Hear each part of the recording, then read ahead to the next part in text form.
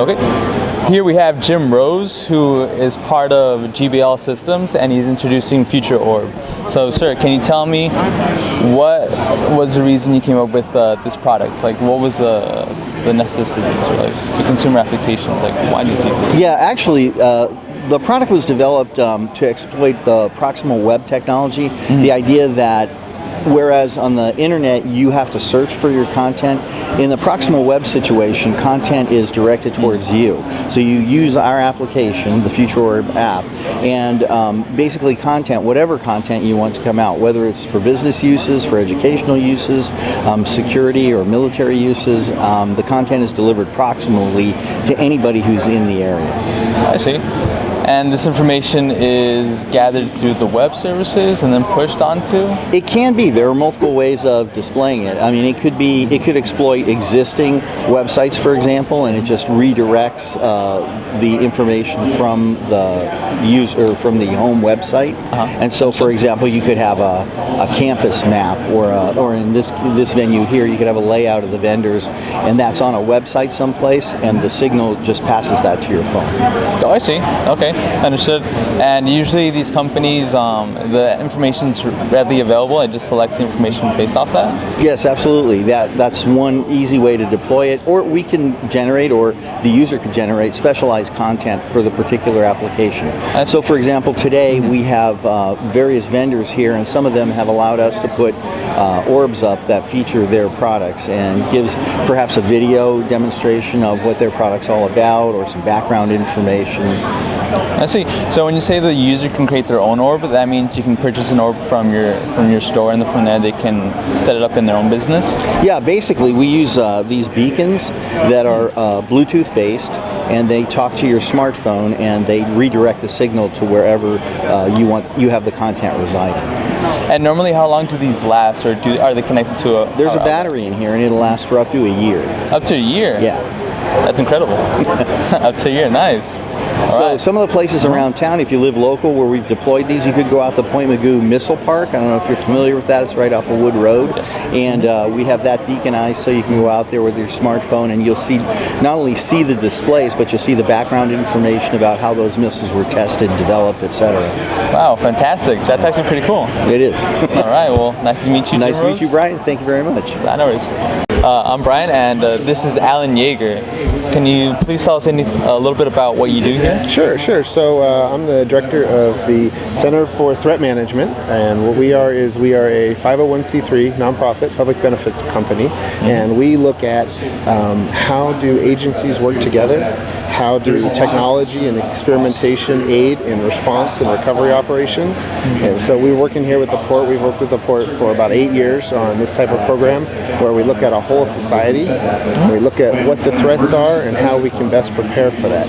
Obviously we'd like to be on the front side and be able to prevent and prepare for something, but if something were to happen, also looking at how do we come together and work with agencies and work with technologies to respond and recover from it. Okay. And who are some of these agencies you work with? Sure. So this program is regional, and it goes from San Diego to about Santa Barbara.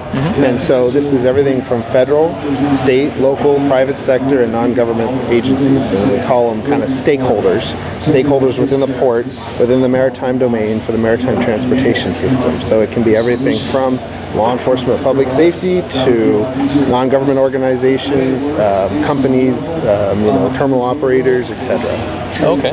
And do all these agencies communicate with everybody else, such as agencies within the domain, or are you the intermediate? So these agencies can and should and do communicate with each other. What we do is we try and provide the venue in the scenario to give them an opportunity to practice and test and to inject technology into that to help make it more efficient or better than what they would normally have. Nice. All right, well, great to meet you, Alan Yeager. It's nice to meet you. Thank you. Right. Here we are with Stellar Biotechnologies, and can you please introduce yourselves? My name's Laura Milbrand. I work for Stellar Biotech in business development. My name is Adrienne McAvary. I work for Stellar in the aquaculture department. And my name is Matthew Strang, and I'm the aquaculture production supervisor. Nice. And can you guys tell me what we have here today? What is something you're... So this is our animal. So Stellar Biotechnologies is a company that sells a protein for medical research called KLH, and then KLH means keyhole limpet hemocyanin, and what we have right here are keyhole limpets. So this is pretty much the belle of the ball, and this is the giant Pacific keyhole limpet, Megathera crenulata, it's the scientific name, and this is the animal from which we derive the protein that we base our whole business off of. Nice. And so what we do is we non-lethally extract blood from these animals, and then we purify the blood, we stabilize it, and then we sell it to companies that utilize it in anywhere from clinical trials to vaccines to immunotherapy treatments, things like that. And then this is the guy right here. They're very cryptic animals, so they have, browns, blacks, speckles, in this case mottled, very earthen colors. They are predominantly a subtidal animal. You can find them in the intertidal, go out at low tide, you could very well see some. They are a marine gastropod, so they're pretty much a big snail. And they have a little orange snail foot on the bottom. They have a kind of a neat oval shell. One of the closest relatives to this animal is the abalone. Yeah, and we have a lot of abalone farms up and down the coast. We're the only limpet farm in the world. In fact, to our knowledge, we're the only aquaculture biotech company in the world. Sweet. Yeah. Fantastic. Yeah. It's great. And for the clinical applications, from the protein, how do they inject into their applications? Like, what are the proteins? Like, what is the main purpose of this protein? Do you want to talk more? Okay, yeah. So the KLH is used as what's called a carrier protein in active immunotherapy. So we sell the KLH just as it comes out of the animal. We do some purification, and another biotech company will attach specific markers to it, and that will allow the human immune system to create an immune response against, say, tumor cells or lupus, or we even have a company doing drugs of addiction, so an anti-opioid therapeutic. So yeah, used as a carrier protein, and they manipulate it a little bit more, and then it can be used as a therapeutic. Nice, incredible. That sounds pretty good. All right, well, nice to meet you guys. Yeah, nice to meet you. My name is Brian. Laura, nice to meet you. Pleasure. Nice to meet you. Sorry. No worries, it's all right. All right, Aquaculture. Here we have Michael, who represents Hyundai Clovis. Can you tell us a little bit about what you do here, sir? Well, we're a vehicle processing company. We've been here in the port since 1998, and we employ about 300 people from the community here. And basically, we're the logistical arm of Hyundai and Kia, so all of the Hyundai and Kias that come in through the port are discharged from the port, release land on the Navy base, and then they bring the cars over to us. We processed about 139,000 cars last year through the port. Excellent. And what are some of the logistical issues you guys face in your everyday job? Probably the biggest logistical challenge for us is finding sufficient land to park our cars. You may have seen some of our cars around town at the Camarillo Airport, at the Oxnard Airport. We've reached maximum storage capacity on the base, so that's our biggest challenge right now. Nice. And what are some of the locations you export to? On the export side, we export GMs such as Camaros and Escalades and Cadillacs to the Pacific Rim, China in particular. We also export Hondas to South Korea. Interesting. Great. And when you import into the United States, so what are some of the locations you import to? Like, who are some of the major buyers? Right now we import, of course, here through Port Hueneme, but we also have a facility on the East Coast in Philadelphia, and then we're at the Hyundai plant in Alabama and the Kia plant in Georgia. So we have 4 locations. We did touched about 1 million cars last year. Dang, that's incredible. Nice. Well, it's great to meet you. Thank you. Enjoy yourself. Have fun. We have Ryan Yeager and David Schvinn. Yes. And what is something that you do here, good sir? So with the Career Education Center for VCOE, we teach the Unmanned Aerial Systems class to teach students to fly, manufacture, develop, and kind of go out in the field and learn to use this equipment. I see. I know that David had a few questions. What were some of the questions you had, sir? I'm trying to find places my students can engage with the industry and what you do. So I've been wondering if you had any ideas for what we could do in the spring. Perfect. Yeah. Engage with you folks. So we have a number of kind of customer, consumer engagements. We go out to Ojai and fly their scenario, their fields. We do the mustard seed in crops, I guess they're called. So we're always looking, if you have students that can fly, that want to know the data, that want to put a sensor platform on it, we can do any of that. We also have a program with Channel Islands University with their environmental science. So we go out to Hawaii and fly over the whales, and we're all operating under the 333 COA exemption through VCOE. So we're allowed to fly, the students are allowed to fly under that same COA. Okay, good, thank you. Yeah. And how did you guys come up with this idea of an unmanned robot and stuff like that? Well, unmanned aerial systems, UAVs, both fixed wing and multi-rotor, I mean, it's been something that's been hobby grade for a long time. And they're really trying to figure out how to get it into commercial market, whether it be for aerial videography, whether it be for sensor platforms to fly. So because the demand is there, but it's never really come to consumer grade, we're kind of trying to fill that void. We're trying to bring students in, learn about it, learn how to do it safely. We're, as part of the class, we're getting the students, it's called the FAA Part 107, which allows them to, it's a license that allows them to fly any of this equipment for industry. So as part of the, there goes that one. As part of the class, they get this license to be able to fly after the class. And then we're partnered with different companies like Aerial Alchemy that does the manufacturing. They fly for Procter & Gamble. So we basically take our students, allow them to intern with these companies, and then be able to get jobs and go on from there. Nice, sweet, that's pretty incredible. Right. Nice to meet you, Ryan. Nice to meet you. Here we have the Oxnard Police Department. Can you guys please introduce yourselves? Yeah, I'm Senior Officer Paul Knapp. And Officer Andreas Hartman. Nice. And can you guys tell me a little bit about your demonstration here? We're part of the Oxnard Police and Fire Dive Team. Currently we have 5, 6, 7, 8, 9 members on the police side, which basically what we do is search and recovery. We search for evidence, we search for lost people, we search for items that are dropped into the water in the harbors, surrounding areas, and even the ocean. One thing that we really do a lot of is work with multi-agencies. We go out in the ocean, we work with the Coast Guard, we work with the Navy, the Harbor Patrol. We've also gone up to Lake Piru and helped out Ventura County Search and Rescue, things like that. Our dive team, we have 2 different ways of diving. We dive in the wetsuit, which is what I'm wearing right now, which I gave a little demonstration in the pool.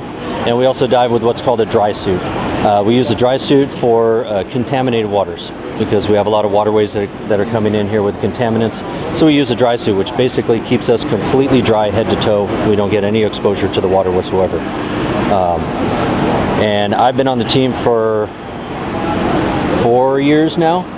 Andreas is brand new to the team. 4 months on. So I'm a tender to the dive team, and basically what that is each of our divers is attached with a rope to a tender who's holding it at the top.